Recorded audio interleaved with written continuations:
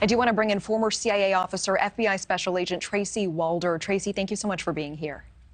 Thank you for having me, Natasha. And Tracy, you've been on this case with us from the very beginning. I do want to start by acknowledging that based on your experience as well as your instinct, you previously said here on Prime, you thought the killer left DNA behind. You believe that he remained in the area after the killing. And we now know that this suspect, Kohberger, remained there until roughly before Christmas. And that police likely had a suspect, but were remaining very closed-lipped about it. What is your reaction now to this arrest? And is there anything that did surprise you about this suspect?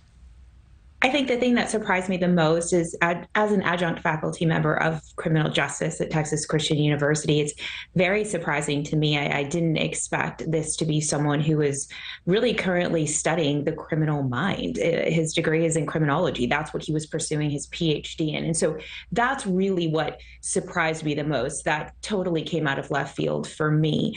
In terms of the arrest itself, I'm not surprised that he stayed in the area. Someone who did something like this, I think, is brazen enough to want to almost be around and see the fallout that surrounds us. And I think he believed that he didn't leave anything behind. And I think he was egotistical and narcissistic enough to stay that close to the crime scene.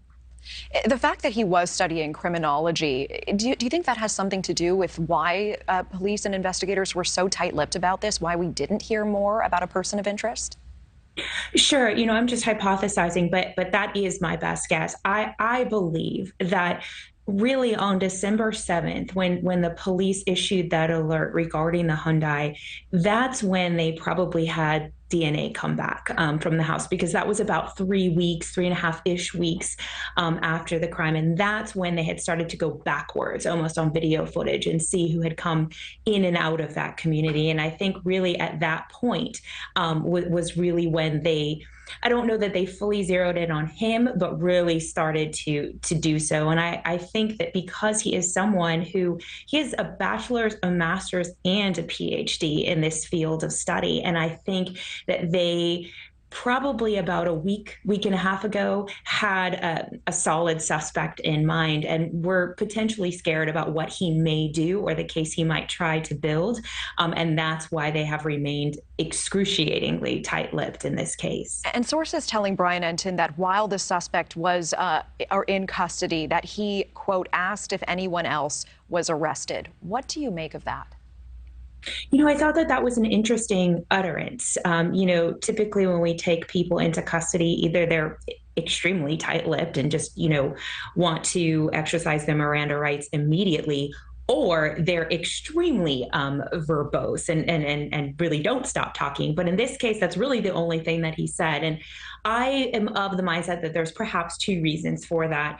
One, maybe people wittingly or unwittingly helped him along the way, just in terms of staying below the radar. Or perhaps he said that to sort of throw people off and muddy the waters in terms of the case based on the education that he has in the criminal justice field. So I'm of kind of two schools of thought. My gut tells me that he committed these murders on his own.